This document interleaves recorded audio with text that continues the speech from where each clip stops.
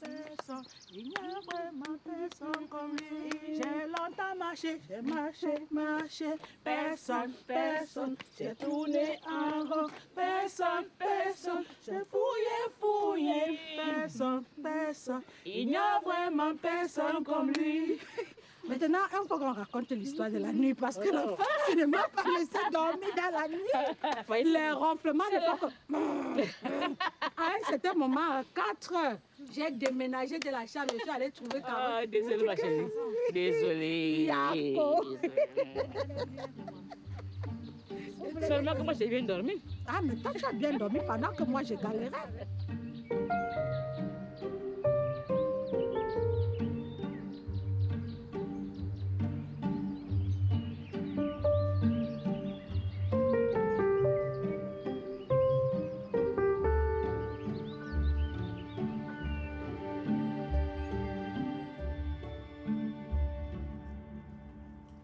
Quand je suis arrivée en France, je dormais dans la rue.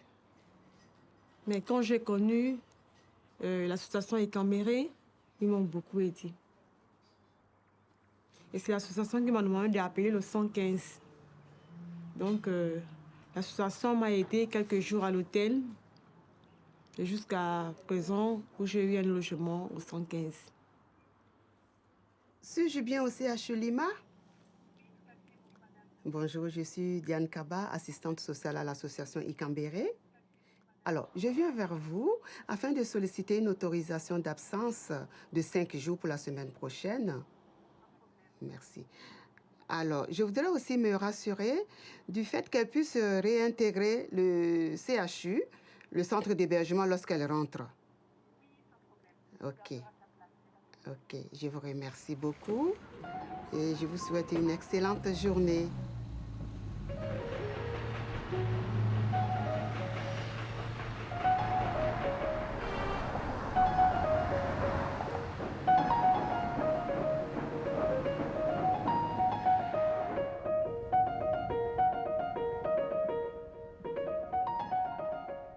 Quand je suis arrivée là-bas, j'étais vraiment libérée.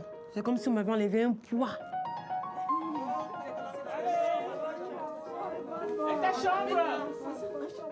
J'ai entendu parler de la maison reposante avec d'autres filles, donc c'était une curiosité de découvrir. Parce que quand on te parle d'une maison reposante, on te parle un peu des activités qui se font là-bas, tu vois.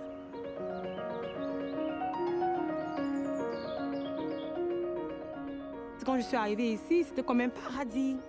Donc je me sentais vraiment au ciel. L'idée de cette maison est venue depuis longtemps. Quand moi je partais en vacances et les collègues partaient en vacances, il y a les femmes qui partaient jamais en vacances, qui restaient là une année sur l'autre, 3, 4, 5 ans. Et moi je me suis dit que ça serait bien si ces femmes avaient aussi une maison où elles puissent partir en vacances. Alors, tiens là-bas. Et des personnes qui sont dans la précarité, qui vivent d'une manière non confortable, c'est surtout ces personnes-là qui ont besoin de vacances. On dirait une maison d'hôtes, et c'est un choix. Il faut que les femmes qui viennent ici soient bichonnées, soient chouchoutées, et que quand elles sortent ici, elles se disent qu'elles sont bien reposées. Mais depuis que j'ai connu Icambéré, je suis libérée de raconter ma vie, de mon histoire. Donc je n'ai plus de, comment faut dire, je n'ai plus de peur ou bien de honte. Vous voyez un peu, je n'ai pas honte de ma maladie. Avant, je croisais des filles qui me demandaient, tu souffres de quelle maladie? Mais pour la première fois, j'ai dit à une fille, hors d'Icambéré, que je souffre du VIH. Et ça m'avait soulagée. Donc pour moi, je n'ai plus peur de dire que je suis séropositif.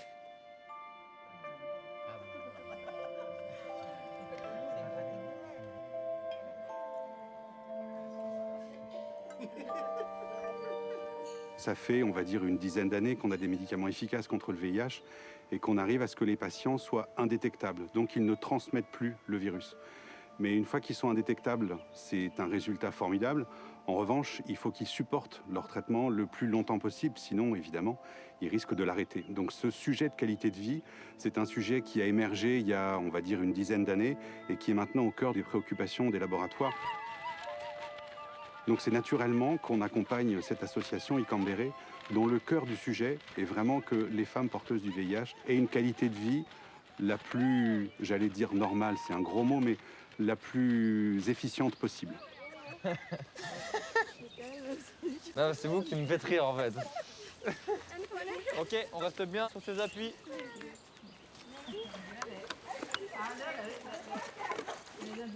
Mais il fera beau sur la grande route demain.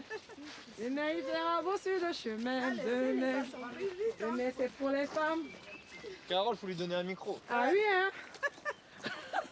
T'es prête pour la nouvelle star? Ça, c'est la pose des danseurs de... Ah ouais.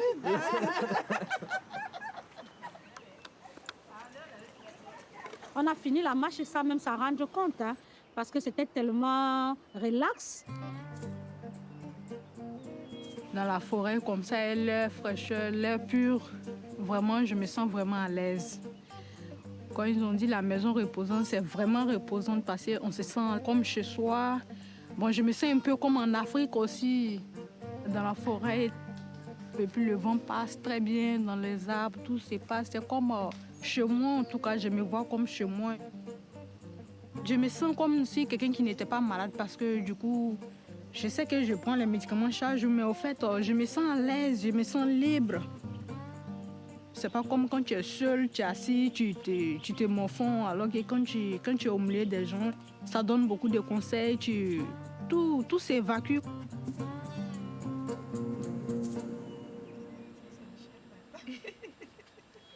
Moi, j'accompagne des femmes de l'association Ikambere pour un séjour de vacances, de repos. Ici, on a le temps de se poser parce qu'au sein de l'association, il y a tellement de choses. Il y a du monde, il y a du passage. C'est vrai, nous sommes à l'écoute, mais quelquefois, on est embarqué sur pas mal de choses et on peut ne pas entendre tout ce qu'elles ont envie de dire.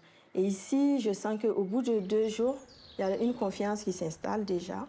Et donc, elles sont plus aptes à se confier, vraiment dire ce qu'elles ressentent, quelles sont leurs difficultés du moment. On était 5 filles, parce que maman, elle s'est fait exciser quand elle était très petite.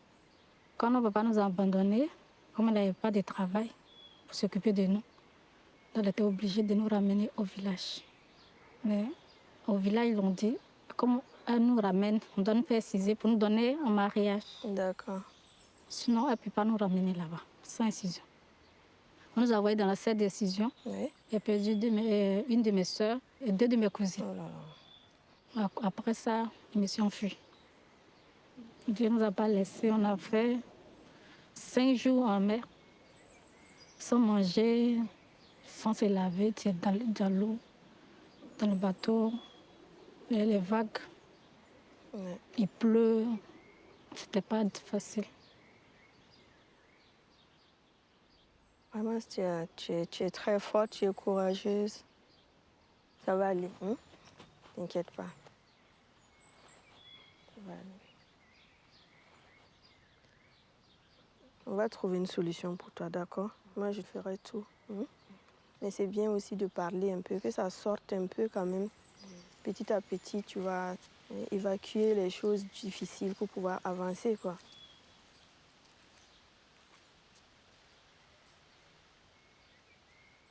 Le fait d'être plus à l'écoute, je découvre beaucoup de choses que je ne voyais pas à l'association. D'être honnête à penser certaines plaies, tout doucement en fait. Quand je suis arrivée à Ikambere, j'étais abattue, démoralisée.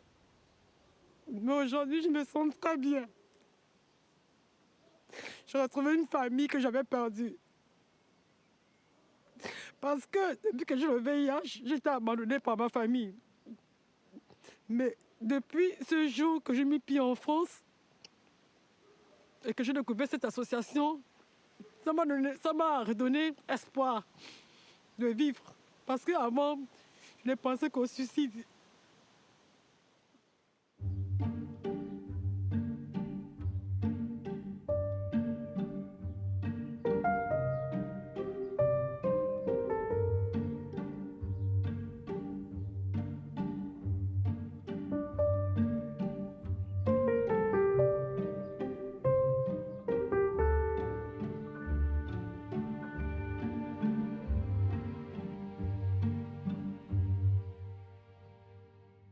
En fait, j'ai repris vie quand je suis allée à l'association des Cambéré et j'ai été conduite là-bas par mon docteur parce que j'étais vraiment démoralisée. Et j'ai trouvé une dame qui vraiment m'a fait un bien fou en me racontant son histoire.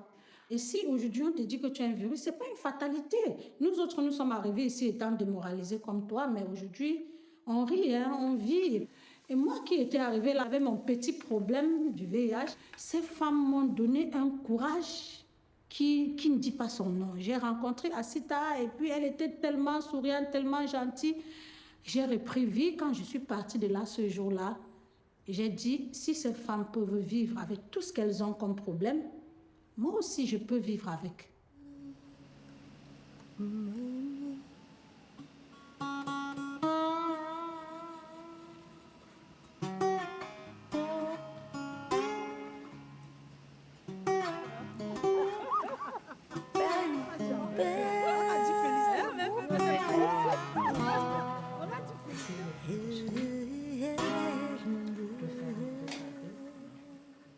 Moi, je pense que le plus important, c'est déjà, elles prennent des forces, elles se projettent vraiment dans l'avenir avec des idées et qu'elles se disent que nous sommes là et que cette maison est toujours là pour elles. Elles peuvent toujours venir quand elles veulent, à tout moment.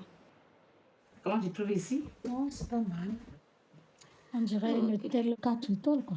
Ah, ça, c'est plus que 4, hein? 5, tu dis pas du 5, hein?